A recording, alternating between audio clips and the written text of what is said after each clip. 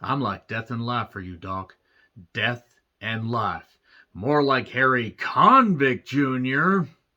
Well, anyway, I'm John Renton with the retro review of Copycat from 1995 from director John Emile or Amel. I'm not actually sure how to pronounce his last name, but he's done various TV shows, Summersby, Entrapment, and The Core. Yes, the same guy that did this very underappreciated thriller, psychological horror movie did The Core, which was absolutely terrible. No wonder he's just done television shows and TV movies since then. That being said, Copycat, very underappreciated. Very, very underappreciated.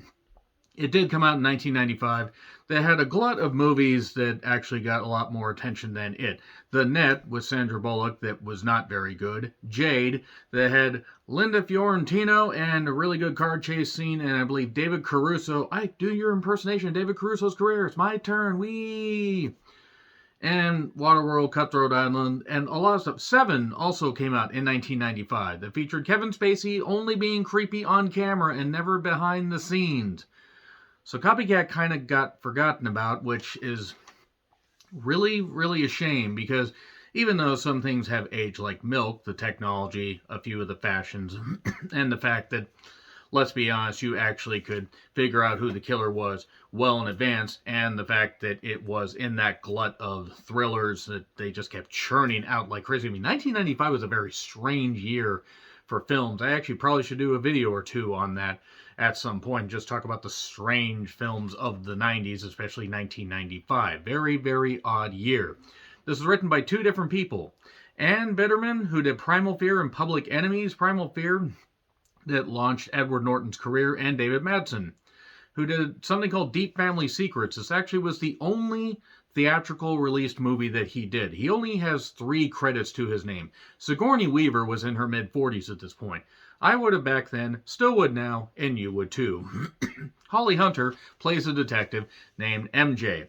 And you have Dermot Mulroney. Really took me a lot of time to remember how to pronounce that name. William McNamara, who plays the very, very creepy killer. I'm sorry, it is a retro review, so I'm going to just spoil everything. It's been out for nearly 30 goddamn years. Harry Convict Jr., since he plays a killer in it as well. Will Patton, J.E. Freeman, John Rothman, and Shannon O'Hurley. And there are a few other people that you will recognize in this, but yes, considering the 7 came out, this almost got compared to 7. I would argue that while the writing for this maybe isn't on par with 7, 7 is up here with what David Fincher did. This is a movie that should get a lot more love. It's currently on Tubi, at least for the next week or so. And if you haven't seen it, check out Tubi because, one, it's free. You just have to put up with ads, and you'll get to see something where Sigourney Weaver is at the peak of her powers, doing a really good job as a criminal psychologist who, after a certain incident that involves Harry Connick Jr. trying to strangle her and hang her in a bathroom, she becomes an agoraphobic. And even though she's a criminal psychologist, she's been locked in her apartment for over a goddamn year. She has John Rothman as her friend Andy, her very gay friend Andy, who's staying alive, ha, ha, ha, ha. And she's such an agoraphobic, she can't even go out of her apartment to get her newspaper. She has to use a broom to try and, get that back. She studied up on various criminals and, and how various criminal psychologists dealt with serial killers. MJ, or Holly Hunter, for her role as MJ, spent time with homicide detectives. There was a lot of good studying going on here, and Harry Connick Jr. was terrific. Now, he was only in this movie for 15 minutes, maybe, but he was really goddamn terrific. This was the year before he was in Independence Day. It's your standard cop, thriller where the cops are trying to pick up the pieces, as after Harry Connick Jr. does what he does, is caught, and Helen, Sigourney Weaver's character, is in her apartment. Eventually, she gets wrapped up in this web of somebody who's doing, wait for it, copycat killers, or copycat killings that serial killers did. And that's pretty much what your, movie is based around, hence the title Copycat. Copying Ted Bundy, Son of Sam, and, various other killers. and in the form of, in the same, order that was told in a lecture by Sigourney Weaver's character, basically just listing off all these people, and it was all to get to Helen. Why? Because he is a disciple of Harry Connick Jr.'s Daryl Lee Callum. That just sounds like, I don't know, he sounds like he should be a moonshine maker, and Harry Connick Jr. doing an over-the-top Boomhauer type accent. I don't know why that made me laugh so goddamn much. Hey, I'm gonna kill this goddamn dang old man, and you'll slit his throat in there, and put him all over here and shoot you and take care of all this dang old man. And boy, I'll tell you what. But this is way before King of the Hill even came out. So anyway, there were some good, parts to this. Holly Hunter and Dermot Mulroney's character almost having a romance, maybe not, maybe not. We don't really see all that much. Will Patton's character, Nico, used to be with Holly Hunter's character. Sigourney Weaver has a bit of an affection for Ruben, Dermot Mulroney's character. And there's some good exchanges. Once she gets brought into this, she uses her ingenuity, and man, that mid-90s computer tech where the information superhighway, the internet, there's no way that thing could ever last. But man, those goddamn, yeah, sorry, I was choking on the amount of bullshit I was trying to spew right there. But man, there was that computer tech just absolutely made me laugh. I mean, the chat windows and stuff like that, and just it's one thing that has aged a movie like milk, but it does kind of make you, if you're like me, and I know I am, and you remember when the internet came along, we're thinking, oh, this stuff's great. Like, I can't believe it. I could connect with people all over the goddamn world. Granted, you have to deal with dial-up internet. You have to deal with all that and all those noises and the dial-up shit, and it hurts your ears. I can still hear that in my sleep sometimes.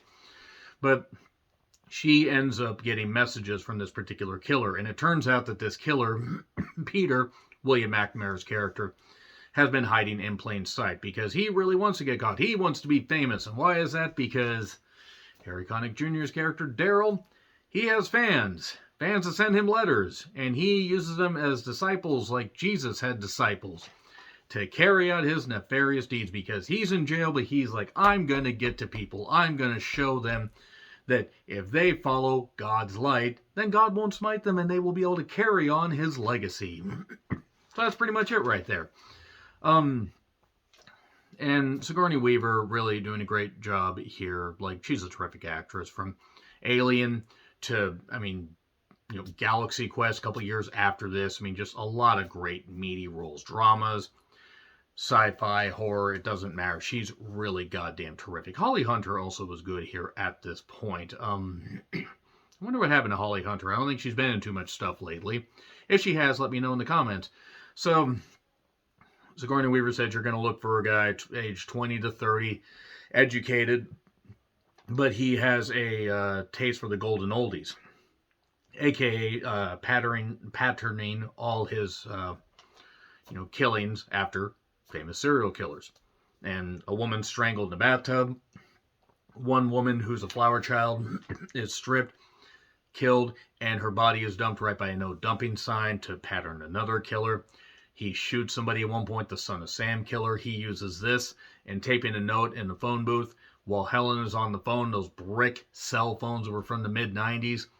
He uses that time to sneak into her apartment and basically put a tap on her phone, though she doesn't know this at this point, to keep an eye on her. Because why? Because he's just that goddamn good, but he wants to be famous. He wants to succeed where Daryl was unable to carry out his nefarious deeds. And the only thing that I thought was a little bit off was one particular part. Like, there was a good part where there were some ants crawling around in her room, and that was due to the fact that there was a book that Harry Connick Jr.'s character wrote that had a finger in it. And whose finger was this? Well, the fingerprint was burned off. Maybe, just like in 7, except he cut his off. That was kind of gross. And it was just a way for Daryl to get on a video chat with the doc. He basically makes a deal with her, says, hey, send me some of your panties and I'll tell you everything. Okay, guy's clearly off his goddamn rocker. That's why he even said, I'm death and life for you, dog. Death and life. And tells him Peter. Cruton is the guy, or Curtin. It's curtains for him.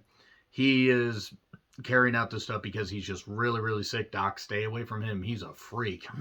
And all this time, she is trying to, she's trying to piece this stuff together. But once they find out his name, what ends up really happening, though, that kind of just jars this movie. And I understand why they did it, but just the way they did it, it was such a shift that I hate to say it, but I almost think that they could have just left this out. They had it where Dermot Mulroney's character ends up getting shot when some criminal manages to get the keys from Will Patton's character, because he leaves them in his desk, leaves them in the drawer to, like unlock something. So even though he's handcuffed, he manages to get that gun out, and he's got the gun on, Reuben, Dermot's character. All the while, all this big fracas is going on with various, people that only speak Chinese, not Cantonese. It's very, very strange. It's like we went right into Lethal Weapon 4. That didn't come out for another 3 years, and it just was. It was a way to write off Dermot's character, because earlier in the film, him and MJ are doing this target practice stuff, so to speak, these police exercises, and she says, "Go for the shoulder," and it'll, go for the go for the shoulder. It'll make him drop the weapon. Well, she does, but then he doesn't get out of the way, and he ends up getting shot from behind, so he's dead. And that's just a way to write that off, so I guess we get rid of that romance. Gets Will Patton's character out of there, because he left his keys in there, so he is fired. MJ tries to save his job, but she ends up staying on the force, because he's like, I'm not losing 3 good cops, is what the chief said. And then, basically, he decides to channel, he being too many pronouns, pal, Peter decides to channel Dahmer and kill somebody, kill a male, and he targets Andy, who is not staying alive, ha, ha, ha, ha. He gets killed in the back alley, and Peter then decides he's finally going to go after Helen, and Ted Bundy was able to kill 3 girls in one night at a sorority, and that's what he decides to do next. So Helen decides, hey, I'm going to do something. I'm going to send him a Photoshop thing. Man, all that Photoshop from 1995, good Lord. She says the line here, kitty, kitty, kitty, kitty, and that's a line that she used in Alien. I hope that cat had a long goddamn life. That was a great cat. So the SWAT team arrives at Peter's house. It's Peter and his mom, because, of course, being a serial killer, he has to live with his mom. His mom's dead, and the house catches on fire. They didn't start the fire. It's always been burning since the movie's been turning. Yeah, that's how the song goes. Peter ends up getting into her apartment, posing as a cop, killing one guy, and there you go. Now he's got her captured, and MJ's got to figure out a way to stop him. She's got a bulletproof vest on, and Peter doesn't know this. He tries recreating the whole thing where Daryl was caught, the police, or the bathroom stall thing, even down to the dead cop being posed. But then MJ arrives, tripping an alarm. He decides to pose as that dead cop to rise back up and attack her, and then shoot her. And then he shoots down Helen, because she tries to hang herself, so he can't have the satisfaction. But he can't get no satisfaction. Oh, ho, ho. Helen decides to try and escape and get up to the roof, where her agoraphobia is basically throwing her off. But then she's laughing, still handcuffed, and it's like, ha ha, do it. You can't do it. Ah, ha ha ha ha. And then MJ shows up and shoots him a few times in the shoulder and then once in the head. And that's it. That's it. Oh, and Harry Connick Jr. is writing more letters to disciples, hinting that we could have gotten a Copycat 2, but we never got that. If we ever got a sequel to Copycat, I can guarantee you it didn't have anybody from the first one. But as far as, movies go, like cop dramas, cop thrillers, horror movies, psychological thrillers, this is pretty good. This is pretty goddamn good. I'm not going to say it was great, but it's underappreciated. Let me know your thoughts in the comments. Like, share, subscribe, Twitter handle in the description. I'm John Reckland. I'll see you soon.